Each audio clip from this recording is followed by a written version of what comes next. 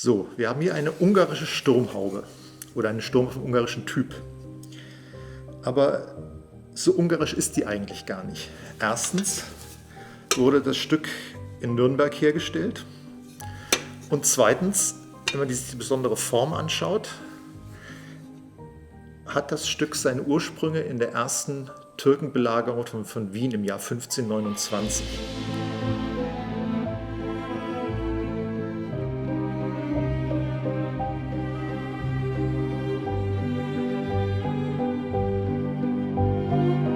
Türkische Helme hatten auch diese typische Gratung, etwas vom Detail her etwas anders, aber man hat das irgendwie so als Mode angenommen und gesagt, Mensch, das sieht aber ganz schön aus. Und jetzt kommen wir eigentlich zu dem Punkt, der das Interessante ausmacht. Genauso gut wie hier Rüstungsteile einen gewissen stilbildenden Einfluss hatten, kam auch mit dieser Zeit dann die Mode von Kaffeehäusern nach Wien.